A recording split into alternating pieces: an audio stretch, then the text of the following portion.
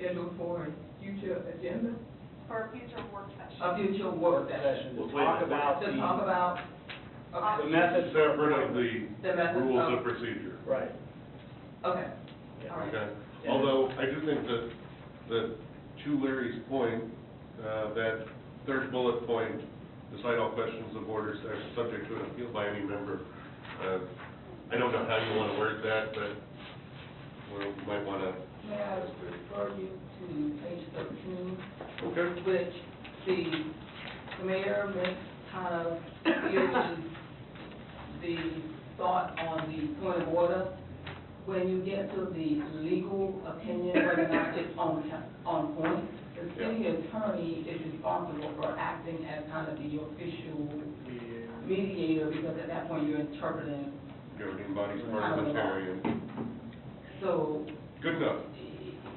it starts here, and then it kind of gets confirmation on the side by the legal counsel. Gotcha. But that's not how it reads, though. That, yes, page 13 says the city attorney, he gives written or oral opinion on questions of the law. Right, I agree with that, but And is the final duty arbitrator. of the mayor to decide all questions of order. That's, the decision is, I mean, that's what the decider is. I mean, so, that line alone should be taken out of here, and that isn't necessary. Because the way it reads now, decides all questions of order, subject to an appeal by any member, it doesn't even mention the attorney. What page is deciding questions of order, then what's the attorney's job? Still on page 1. All right. Let's just strike that whole bullet. Maybe I'm a slow learner tonight, but what bullet are you on page 3, sir?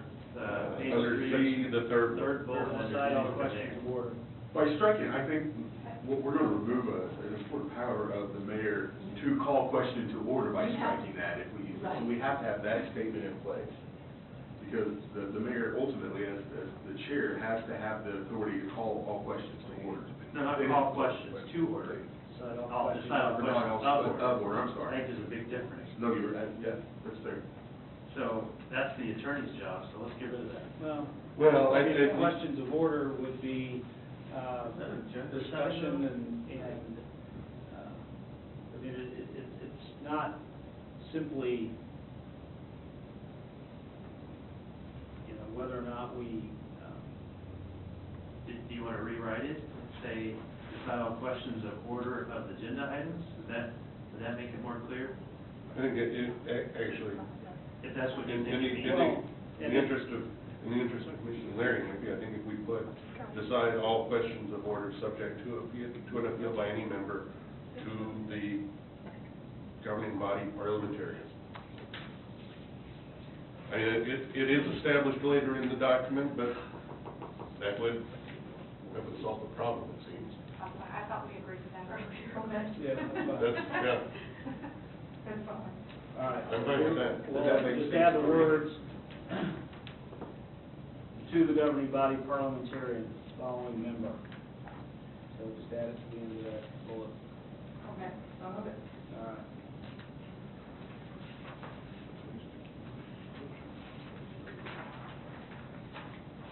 All right, I had a couple of things. Chapter 3, conduct of the governing body.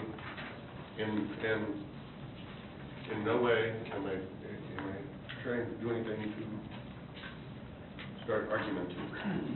I'm just curious. On B, conduct of members, city council, members shall, the second bullet point, talks about refraining from inappropriate behavior and derogatory comments.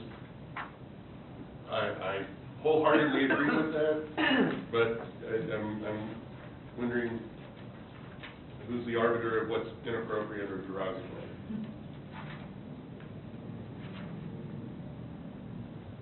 You have another bullet, who's the mayor? Then they just get in. And you'll notice that even though the title says conduct of the governing body, which is defined as the council and the mayor, then it goes on to only list the conduct of members, and the only bullet point is city council members. I don't see anything in here about the mayor. So it's a little one-sided, right? I mean, the headline governing body, which is mayor and council members, but I don't see any sub-bullet that says conduct, under the conduct of, with members, the part that discusses where the mayor is also held to that standard. I think that's a fair suggestion in almost any of No, the. just change city council governing Yeah. body. Yeah, governing body, that's perfect. Works, catch it We're all. done. Got it. And there again, Yeah, I know. I don't know. I know, it's how do you define that, what's, you know, yeah, and I don't have a problem with it, and I'm certain that we could self-police if There's a we difference. so desired, but I'm sure Robert's Rules of Order covers the process for, you know, preventing that from happening if it begins to happen. Was that governed by the Sergeant of Arms? If I would recall, I mean, it's been quite some time. but Never then- Speaker of the House? So who are we going to appoint as Sergeant of Arms? I don't know. It's Speaker of the House. been on the books for decades. We haven't followed it yet, so. Well, I think that's part of what this might accomplish actually, is giving us a policy and a rules of conduct that we can follow and be easier to follow and be able to self-govern a little bit more than Robert's Rules of Orders that has so many levels of legislation. But until you repeal that, it's in conflict with it. Well, I think one would drive the other. I think if we had such a place, then we have to address the Robert's Rules of Order pretty short order, which I don't think would be difficult to do. right. Can make it applicable to this municipality? It's not really applicable to anything. Yeah. It's not it's something that is a carryover, and it's probably still in place in many municipal ordinance governing municipal bodies. It's just something that carried over. Doreen, I'm sorry, Mr. Mayor. So Chris, do you want to take number 2 out? I don't think that I want to take it out, but you know, There's I mean, examples there maybe?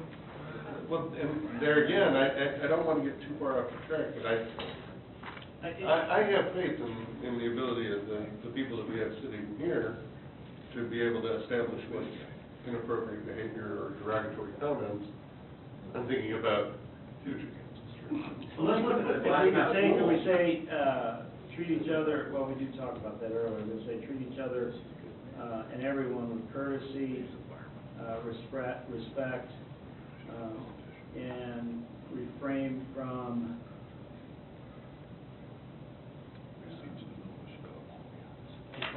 comments not germane to discussion, or is I that think that's too vague. I think we need to leave it the way it is and just understand that it is going to take some self-policing. It's just so subjective, we won't be able to clearly Well, I mean, define it. yeah, I mean, it's the difference between a Billy Graham,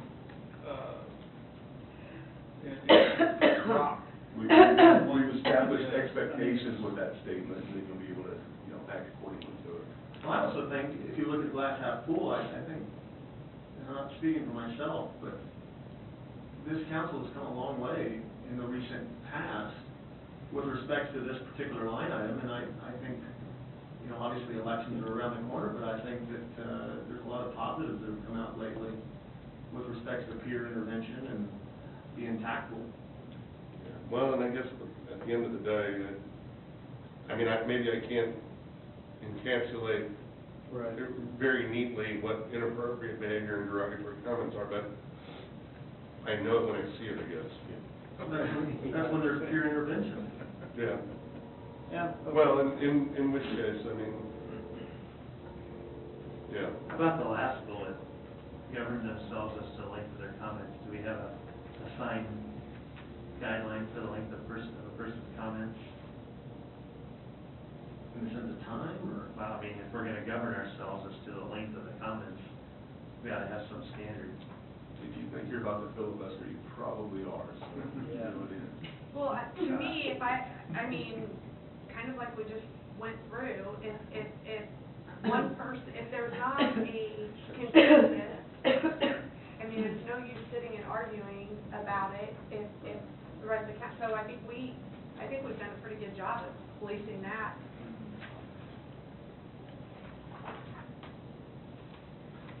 I'm ready to move on from that part. Well, I guess the other point